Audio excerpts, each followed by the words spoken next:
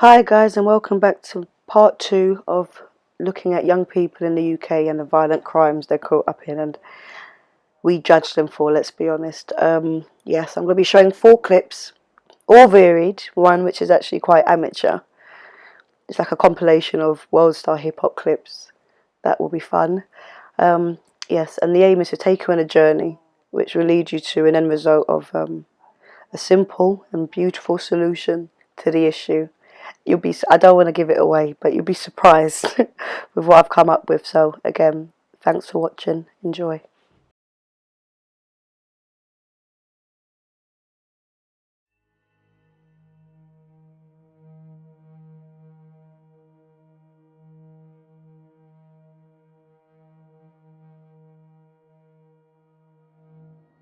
After weeks of negotiation, I've managed to get a meeting with a schoolboy who carries a knife. I feel like I'm just going to look in their eyes and it's just going to be just hate. And then how do you get that back? Chris, not his real name, will only meet me at a secret location with his identity concealed. Are you in a gang? No, I'm not in the gang, I've just got a close group of friends. It's a close. It's called my brethren, isn't it? Yeah. If you touch my brethren, then I'm going to touch you. Do you feel more confident like when you've got your knife on you? I feel like Superman. You feel like Superman? Yeah, I know that I could do damage to someone, but I know that I can defend myself. Have you got one on you now? Oh, I've got one still. Can we see it? Still. Probably see it. You get a better in it. Where we are now, you must feel safe. What about if you dipped into like the city centre? I've got to carry a shank. You have to. Period, yes. Why is that? First of all, I can't see someone that I've got a problem with for not doing nothing to them. That's got to make me look like a bitch, innit? If I don't do nothing to them, they're going to do something to me. So, it's either eat or be eaten, innit? You know, you're having to walk around with a knife. Have you used it? Have you stabbed somebody before? Yeah, stab man's store and then walking away, cool. All of that thinking, oh yeah, shit, I just stabbed someone for the first time. And have you been stabbed yourself? I've been shot a couple of times, just like there, innit? Right in the rib. Yeah. Hospital for a weekend, innit? So you did go to hospital? Yeah, quite a long time still. Would you have faith that if you'd have told the police that they would have found him and done something about it? I ain't no snitch, so I won't tell the police. Where did it start? What triggered it? The beef has escalated just while I got talking. He's decided to bring arms to me, so obviously I had to back myself. So, not going to stop. And then if I put him in hospital, Then it's going to carry on. he's going to want to put me back in hospital. So from that moment you decided, that's it, I'm carrying. I would love to have a fist-to-fist fight with the shoot. I can't, innit? He's not going to want to have a fist-to-fist fight with me back. And if I roll up to him with my fist out and he pulls out a knife, what do? I'm not going to run away and look like a pussy. How did you get hold of this knife? All I've got to do is just go downstairs and open the top drawer. It's big. So that's touching my organs, isn't it? So it's what? Touching man's organs? Yeah. So it's not just a harming situation, you're doing it to kill? It's kill or be killed, isn't it? Like, if I kill man, I kill them, but they just need to be taught a lesson. What would a lesson area be? Right in their torso. Right in the torso? Right in their torso. What scares me is that you're the next generation. You're saying words like, this is it, you know, it's kill or be killed, basically. It's just, this is the end type thing. And at your age, you shouldn't be thinking like that. If I die today, next year, the only person that's going to remember me is my mum. I can tell you that now.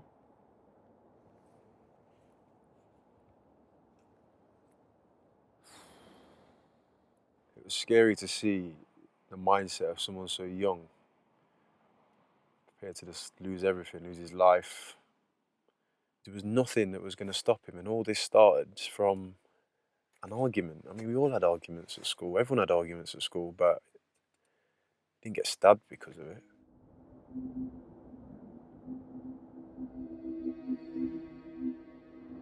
An underworld fixer has arranged for me to meet with 3 gang members.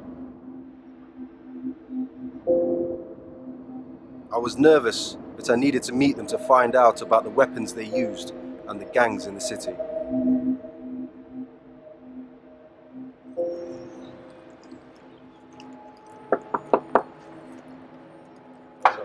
The first thing I asked was about the gang feuds across Nottingham.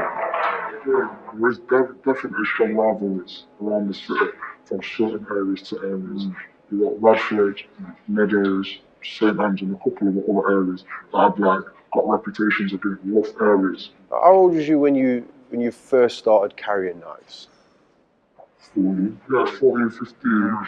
Me, self, as an individual carrying a knife has come from my field, what someone might do to me, so do something to them first. All you have to get is a hint of danger, and I'll all out attack straight away.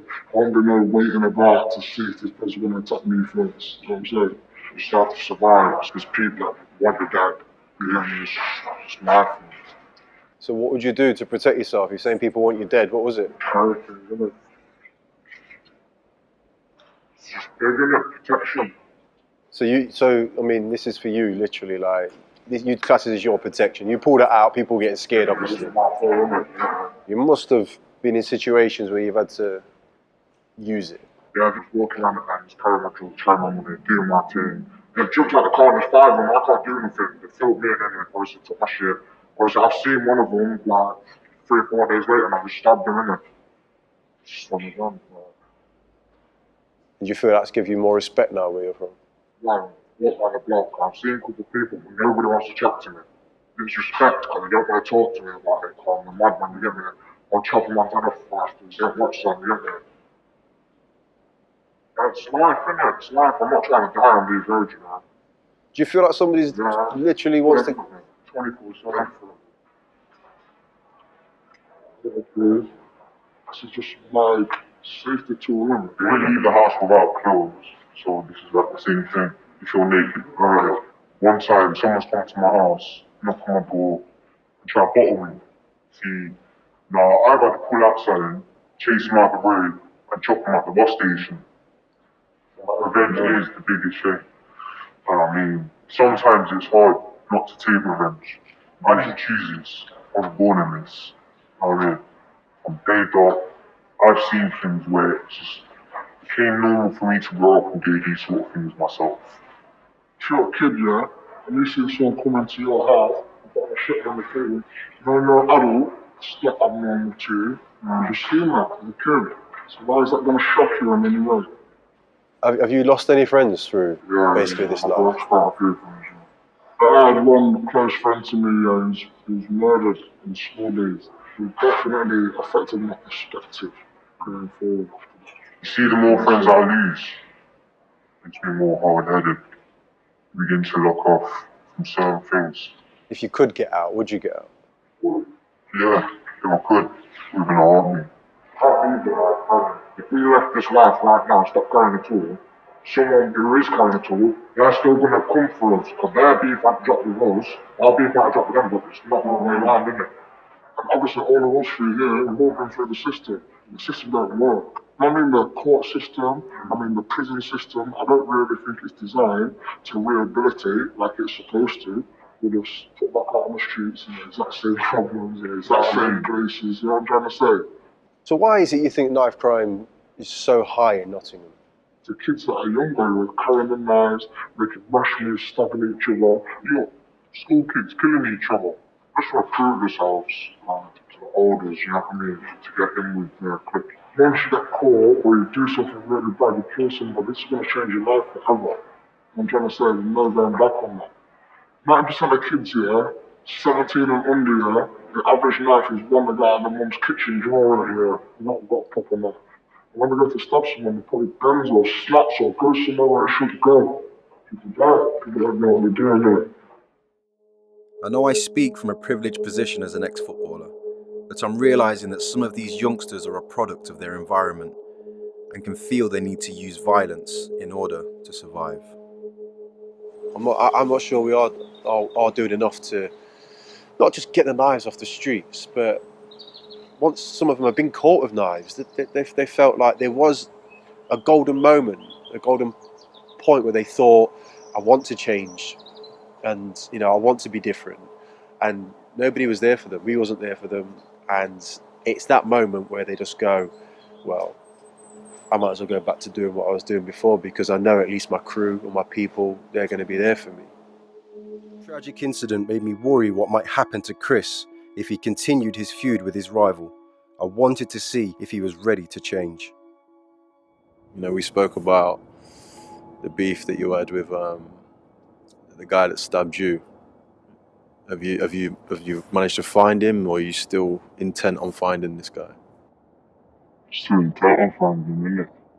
See them pick up a tire, but I'm watching like nothing. But you still intending on stabbing him back and hurting him. There's got to be another way rather than walking around with knives every single day. No, not really. Are you carrying again, like today? Yeah, of course. That's completely different to the one I saw last time.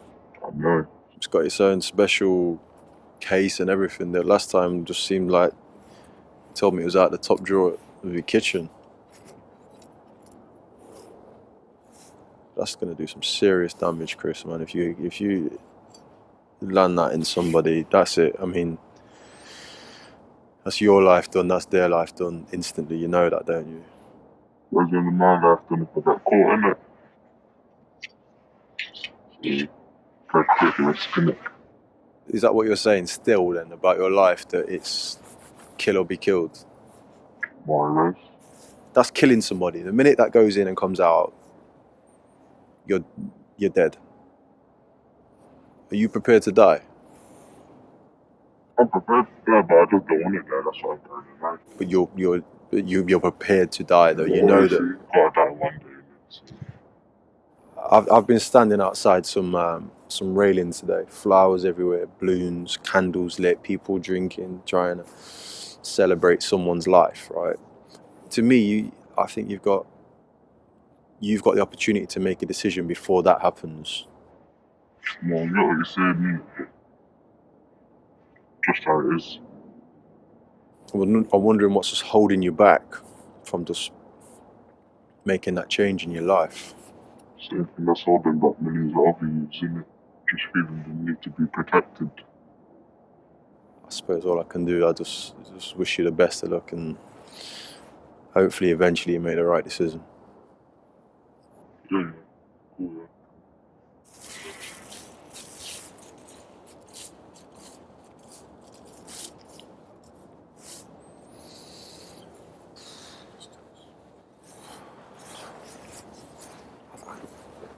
I can't help but think he's going to die. As simple as that. You know what I mean? You can't be walking around a street with a knife like that. And if it's not him, it's someone else. I mean, in this film, I spoke to bereaved parents. I've seen flowers and balloons on walls where people have died, and I don't know. It angers me when I see him carrying that knife, because that could be him stabbing someone's son, stabbing someone's daughter, stabbing a father. Just that blatant disregard for life pissed me off a bit, and I feel that it's he's probably one of thousands within the city. So kind of it just shows you the task at hand.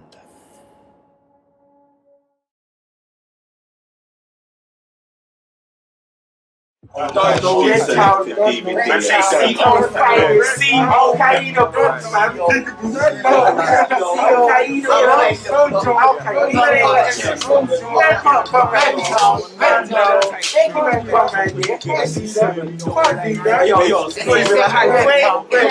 in your fucking bed.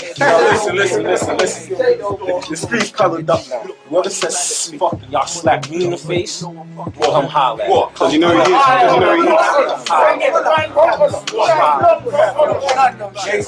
Big up street selected DJ.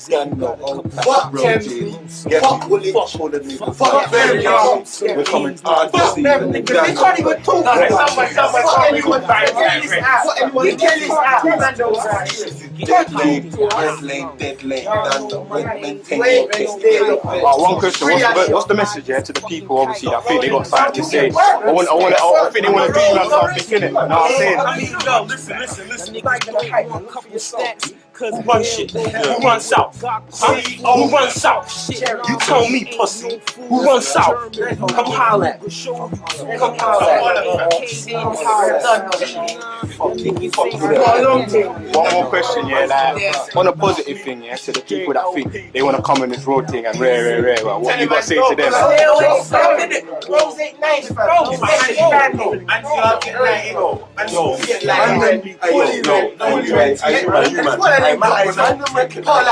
And them recognise all of my youngers hold E. All of them. Yeah, all of them. Show them.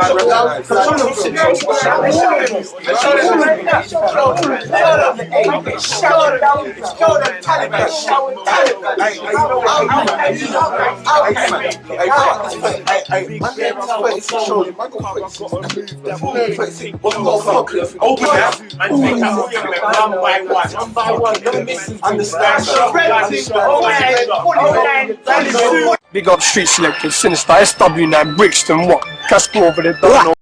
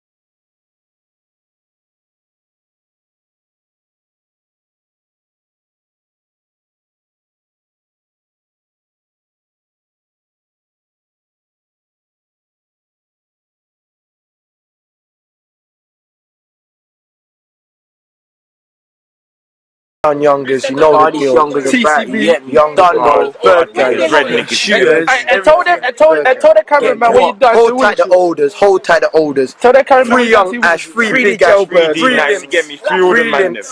young limbs, free dominant, free Rudy. Stop this snitching thing. No snitching. Tell the cameraman what you done to Willich. Man went angle, see man ducked at the goalers, man fuck them up, you hear me? They're not on this things. Next mission, you see it. Next mission, yes, man. Next minute, you see it. Next minute, you see it. All the shambles are back, bro. Red, if you ain't red, stay in your fucking bed. Straight now. Charlton, find me, fam. Find me. I'm making. Yeah, motherfucking Handsworth. Bang. You know the fuck you are. Handsworth B20 fucking one. All day. You know where you at. You in the fucking slum. You in the fucking hood, nigga. You in the slum. B-Deuce 1, Greasy Town. Give me bang bang anywhere, gang. AM, PM. You already know. Anywhere. Blip. Obviously, you know who I am. You get me, when you see me on the road, move to me. I won't have this. I'll have a hand thing. You get me ready to blow your face up. Ain't nothing. We got this shit all fucking day. Shouts out to everyone in B21. You already fucking know who it is. Ain't gotta say shit. You got the haters. Yeah. As for the haters, fuck the haters. Give me same shit, different city. Shouts out to all the niggas up fucking LO, South, Bricky, all the PDC, everyone. You're all the real niggas. Anywhere, gang. You know, it's family all over. Same shit, different city, as I said. Fuck the haters. Haters get a bullet in the head. Nothing. Fucking no. Bees up all the time. 21. Bang. Bang. H-Town Bloods. Bang. This is what I represent right here. This is what I represent. Bloods. Yeah. This is my clique. 21 bang bang all around this community. Look, show them around the block. Yeah. Gutter. See me? Gutter city. Gutter down. Man get bodies for less than fucking £20 around here. You get me? It's nothing. Yeah. It's principle. Loyalty over everything. Money over bitches and LOE money. Definitely. Loyalty over everything. Yeah. Stay red. Boom.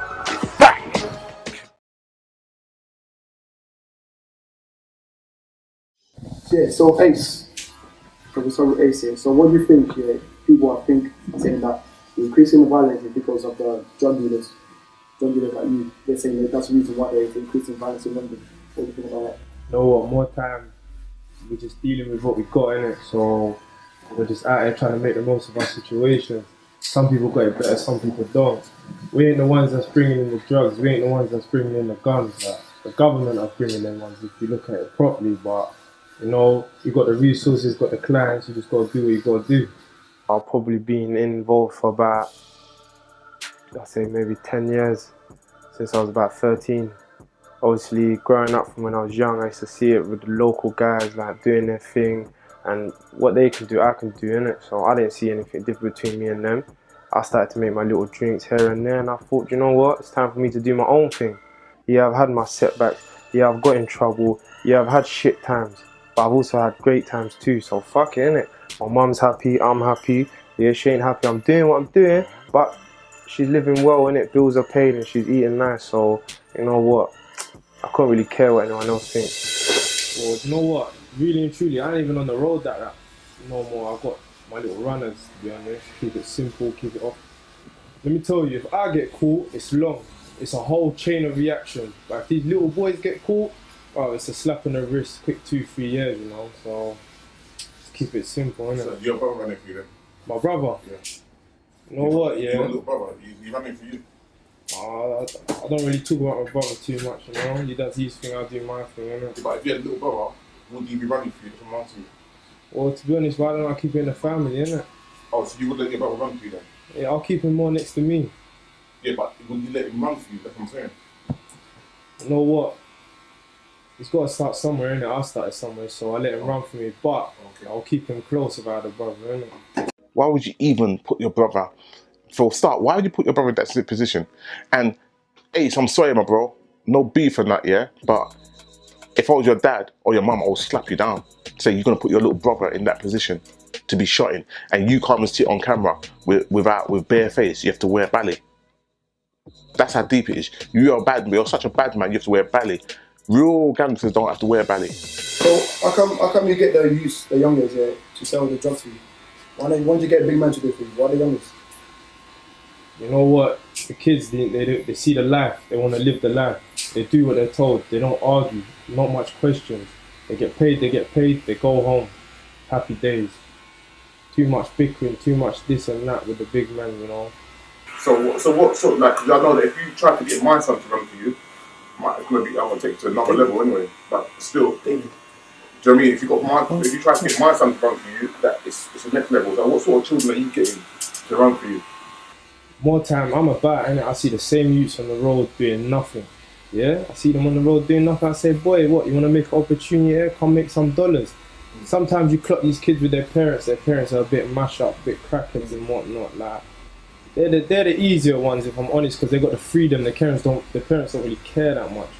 But more time, these kids even see how I'm living, and they want to ask me how they can make some money. You know? The reality is though, but that's like, I feel what you're saying. Like, don't get me wrong, yeah. I ain't judging. You know, I can't judge how nobody makes their fee at all. But I see what you're saying, because I'm from the same area, innit? You see these same kids just chilling on the corner, literally doing nothing, innit? There's somebody who's gonna pick them up and put them to work. It's sad, innit? But that's where I feel like the government is failing. That's where I feel like the systems that are meant to be making sure them kids aren't jumping into things are failing, innit? Right, everyone's so quick to point their finger at what's going on in the world. Why the government though? Why not the parents? Because the parents don't have the funding and the infrastructure to do the things that need to be done. Like, No, that's excuses. no, it's not excuses. Hear what I'm saying to you. You can raise your kid a certain way, right? But if your kid gets to an age where all they've got is what you've taught them, right? So you can raise your kid not to be a drug dealer, not to be this, not to be that. But by the time they hit 16, 17, they're on road now, innit? They're making their own decisions, their own choices. You feel me? Right? All they've got is your moral compass. More time, they're still going to do the things that you didn't want them to do. It's just they might clock. Now, you know what they say for me. Just because of what you taught them. Now, all I'm saying is if there was more institutions, there was more things like old school, back in the day, there was youth centres. Do you get me? You didn't have to stand on a corner. You didn't have to be out on the road. You could go bang ball in a youth centre. You could go play. Yeah, but then you're going to have gang coming down to the youth centre and say, yeah, I know this guy's going to be there. I know this youth's going to be there. So yeah, but there was less of that when there was this, when we had that in it. Now that we don't have that, now it's just straight up, ops on, I see man on the road, I'm gonna do him a thing, because you're gonna see him. I've always said this. There's always been this, you know, violence and stuff, street violence that's going on in London. But I do feel like the age has got younger. That's one thing that's definitely something that I've noticed is that there's younger kids getting involved in this madness, and I do believe that's got a lot to do with social media. I don't necessarily think it does have as much to do with music as people are saying it. I think kids are doing this stuff and they're making music about it. I don't think it's vice versa. I don't think they're making music about it and going and doing it. Do you know what I'm saying? They are talking about what they're living or what they're seeing or what their people next to them or around them are living and seeing. And I think it's messed up, man. And I do believe that it is getting to the point where we're going to see, you know, 10, 11-year-olds stabbing and shooting each other. You know, it's getting to that point because nothing's being done. You know, as much as people are like, oh, this needs to change and that, I don't really actually see real change. No, do you know what it is? No, what I was going to say, right, is that at the end of the day, a child is a child, and a child will be led in the way that a child is led. So for me, if a child's outside on the road at a youth club, that's that child's business. But for a big man to approach them and ask them to do something for them, that's where it becomes whack. I think that's pathetic. Like for you to go, nah, blood, that's nuts. Like, but what about the kids that are approaching him? That come okay, but do you know what? As far as I'm concerned, two wrongs don't make a right, though. So if he's approaching them, that's a one issue. But if a child's approaching, that's the next issue. Like if a child is approaching him, that's a problem. That you can argue that's a problem with the parents or society, whatever. But he's approaching children. That's my job. That's my job. Nah, blood, we need to find a new job. That's not okay. You need to change your job. That's not okay. It's pathetic, really and truly. And do you know what it is? I think that if you're going to do something, do it with your whole heart. If you want to be a drug dealer, you be a drug dealer in the worst case scenario. But for you to then bring other people on board, you're corrupting people. You're not doing it yourself. You're bringing other people on board, and these are children. Children, whether they think so or not, children can't often think for themselves. So when it's not even about being from a broken home, in my opinion.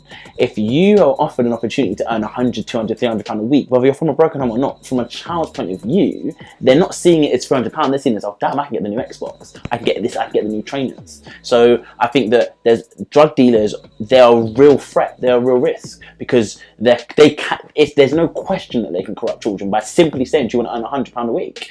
It's unparalleled. That will corrupt a child. Of course, what child would say no? Because the way how they frame that story isn't, okay, you're going to be running drugs. It's you're going to be earning £100 a week to do something simple. And it's always simple until it goes wrong. And then when it goes wrong, then where's that person? Nowhere to be seen. But the thing is again, like what we're saying. So this is what I'm saying though, because what we're now we're getting into a debate around the acts, but it's not the acts; it's what's causing the acts, and we're not having those. We're not having those discussions. If he's not doing it, it's not telling him to stop. Don't get me wrong. Again, I'm not judging you. I'm not telling you to do this, do that. But if he's not doing it, there's another man doing it. That we got to get to the root of it. Do you know what I'm saying? To the point where people don't feel the need to do it. Where there's other alternatives, there's options. Do you know what I'm saying? And people go, yeah, there is options. There is options to live. But the solution is to look at what Ace was saying. Look at why there are these kids that are so vulnerable.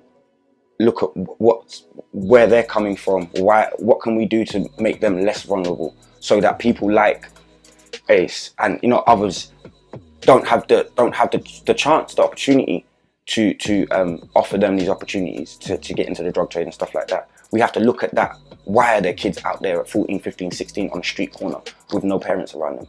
You know what I'm saying? Why are they so starved of money or food and stuff like that they feel that that's the only way that they can provide for themselves? We need to look at that. That's the solution. Finding out why that's happening and rectifying it. You know what I'm saying? It's not black and white, but that's what we got to do. I know. Do you know what I'm saying? Everyone wants to try and live that life. Everyone wants to pop bottles. Yeah, no, but not everyone doesn't want to pop bottles. Not everybody wants to lines on a large majority of people do. You know what I'm saying? And that's something you can blame. No, but so you have to check yourself then and see what's your mind. I see where Kamal's coming from. The fact he's tagging kids here is kind of deep in it, but. It's embarrassing. What you got to say? Teenagers, listen. It's the same thing. Listen, I started, I come from where I come from. I done what I done. I started early. Yeah. So you must fuck up somebody else's life. It's not fuck up. It's not fuck up because they're big enough to say no. I say what I want to say then, so why can't they say it to me? More time, I'm not even forcing these kids or scaring these kids. they just want to have a piece of the lifestyle, innit? Yeah, the family, And the unity. Yeah? And the thing is, here what's that? Yeah, there's a family. Like, come on, these boys they get looked after. I'm not gonna lie. Yeah, but I think it's a joke, really and truly. Like, you talk about me being a predator. This, I'm just helping these kids, and it's just because it's illegal. It feels legal. If I had a legitimate drug dealing business, what would you lot call me then? Would you say I'm a social person that helping all the kids, like, and taking them off the road and buying them food and looking after them, making them feel comfortable? Yeah, because my kids, they don't feel abused and victimized and this and that. They know what they're signing up for. Bigger the risk, bigger the reward, innit?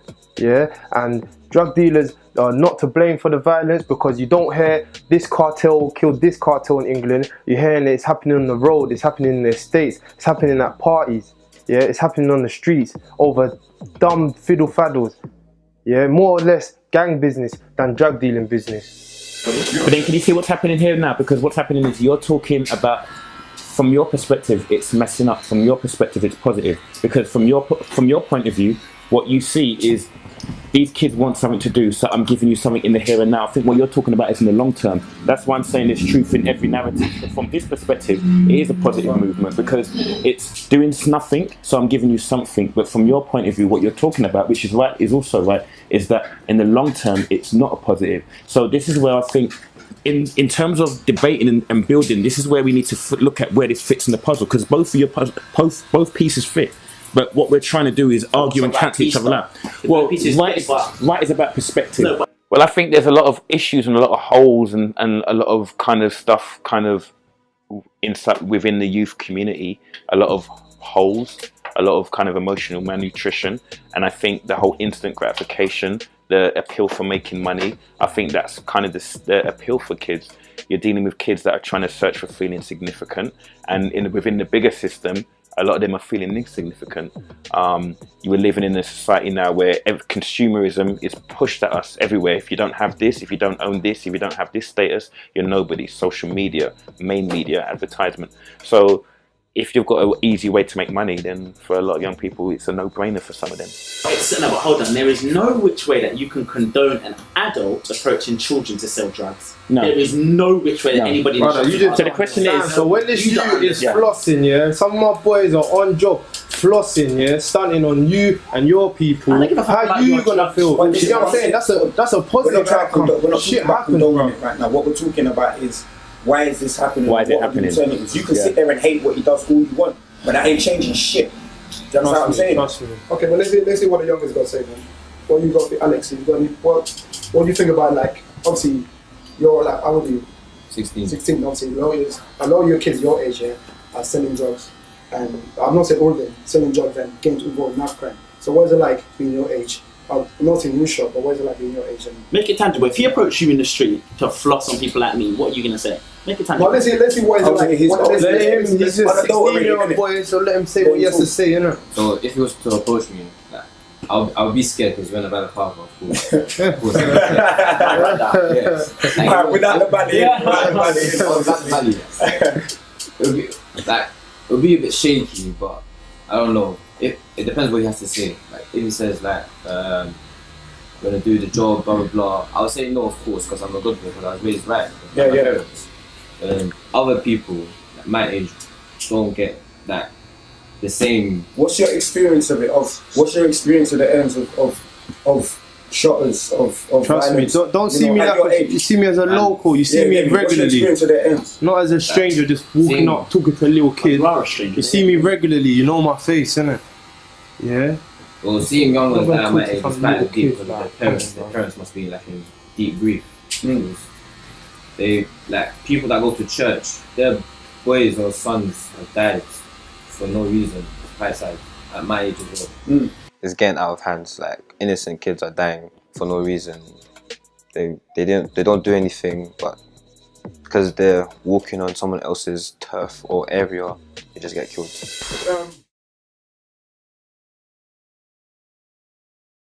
This group of young men are identified by the Met's gangs database. They are under surveillance as part of a police operation against knives. So the police came over and now some of their friends have been stopped and searched. For over a year, Channel 4 News has been investigating the rise in knife violence. In that time, the police response has been to increase stop and search. The officers unearth a wad of cash. He's not arrested, so why are you handcuffing me? Nothing in there. Just before the search ends, insults are exchanged on both sides. 10 times. You can back me on the back road 10 times. The man on the left is a plainclothes officer. I'll bet you would have said that you know your dad. You know your mum. I know my mum. You know your dad. The police said that they've been following them by CCTV and they look like a large group. They said they had intelligence that one of them had a knife. They done a stop and search just over there. They didn't find anything. The police are under pressure to get knives off of estates like this one in London, where the threat of violence is high. But it's not just here. FOI disclosures obtained by Channel 4 News from the Met, Hertfordshire, Bedfordshire and South Yorkshire police show a rise in threatened violence of between 100 and 160%. The rising threat of violence is very real. So real that the Met, Britain's biggest police force, has been forced to issue more threat to life notices. Now these are warnings that you or I could receive if the police have information that somebody wants to murder us, or at least cause severe harm. Many of the recipients of these notices are children. The youngest on record is 14. And 22 of the 31 murdered teenagers across the country have been from this city. And thousands more here are living in fear. I lived here from when I was born, so like 1 month old, until I was 15. Temi Mwale is a social service provider and a big sister rolled into one on North London's Graham Park estate. Here, she supports teenagers with threats against their lives. Well, I'm particularly interested in what it's like to be a teenager growing up in places where violence is quite rife and just feeling scared. I think that's exactly it. It's not just the feeling scared. There's like a culture of fear. There's a culture of anxiety. Young people feel under constant threat. And I think for a lot of adults in particular, but people in wider society that don't necessarily live in these violent environments, what they can't understand is how a young person can feel like every time they leave the house, they're going to lose their life. A lot of the solutions are geared around stop and search. Now, for you, is that a solution? I think with stop and search, we need to just look at it as what it is. It's a suppression tactic. The police want to take off weapons off the street. It's not going to solve everything, because ultimately, if you've had 3 threats this week on your life, it doesn't matter how many knives I confiscate from you, you're going to still feel the threat, so you're still going to feel like you have to protect yourself. Teachers, youth workers, parents, and the police can't protect these teenagers, so they feel like they only have each other and they only have themselves. I mean, do you see those headlines as well? Temi wants us to meet children as young as 13 who have never done anything wrong, but have to navigate their teens in hostile territories. But say if I'm with a group of boys, say us, if we was to go to another place and there was a gang, they would instantly ask, where are you from? How do you know that?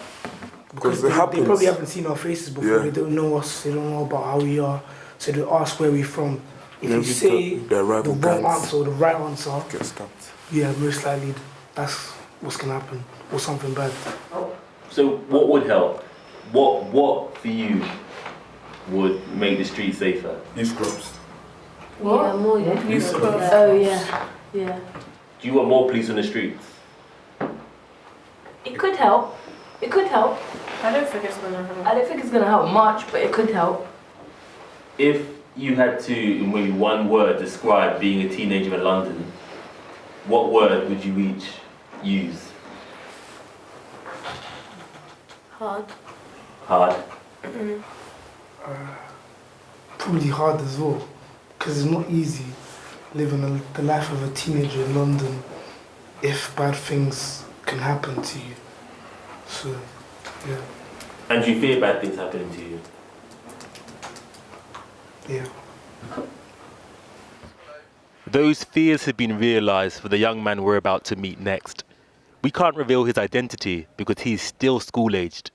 He was first attacked, even before he became a teenager. I'd never been attacked by a knife before, so I'll be honest, I was scared. I was like about 12, 13. You were 12 years old when you were first attacked? Yeah. When was the last time? Last week. And what happened? I was with my friend and we seen these 3 people in the car. They came out of the car with a baseball bat and a knife. It got to the point where I was running and they tried to hit me with a car. This mere boy barely has facial hair, but he does have a threat to life notice from the police and a criminal record. He was and remains a child committing crimes on the behalf of grown men. What did they ask of you? Just to walk with them, just to do everything with them.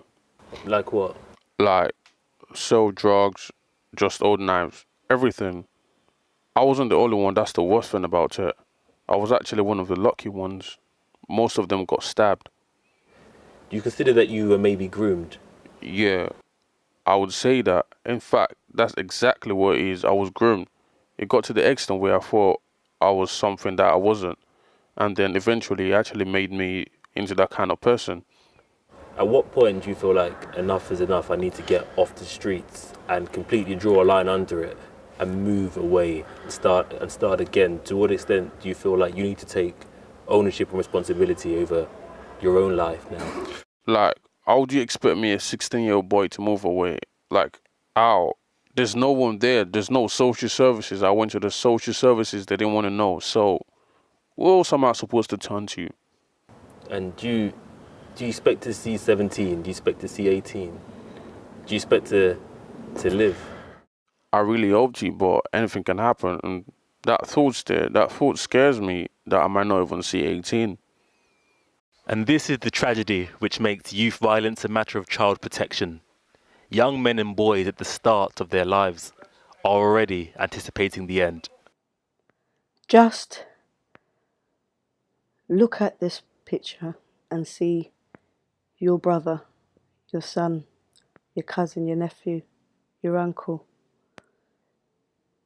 Look, now you get it.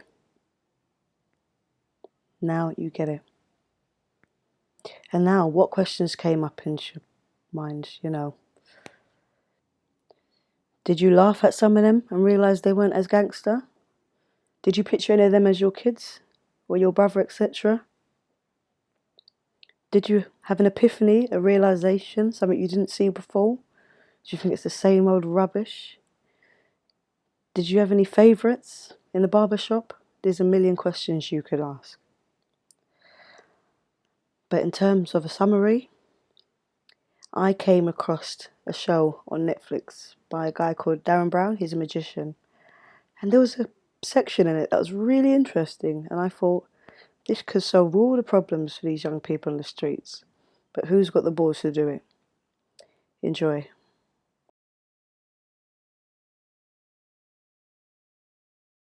The experiment was developed by a New York psychology professor to provoke feelings of empathy. Pairs of complete strangers sit facing each other and are asked to silently stare into each other's eyes for 4 minutes. I hope that following the news about his DNA, staring into the eyes of someone from a different race will create intense emotions that I can anchor and use at the climax of this experiment.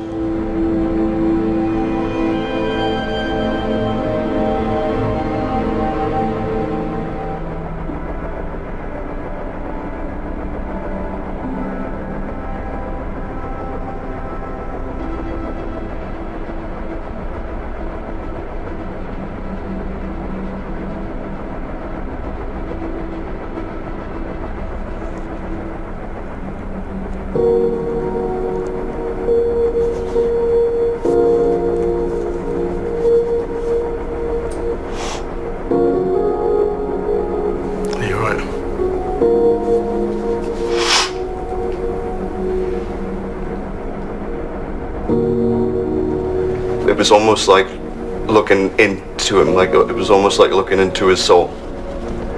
And I just got this overwhelming feeling like I already knew him. Can I give you a hug, dude? Yeah, sure. Come here, buddy. Everything that I've ever thought of other people, the way I've been towards people, or it just was gone, and I just, the whole time looking at him, I felt like I just wanted to give him a hug.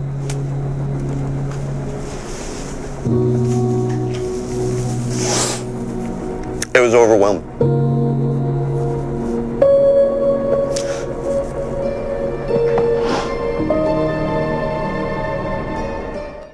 Thanks for watching Just Be. Please subscribe, like if you like, click the bell for more videos, and please comment, because what you have to say is so important with what I'm trying to do here, and you will inspire my future videos, trust me.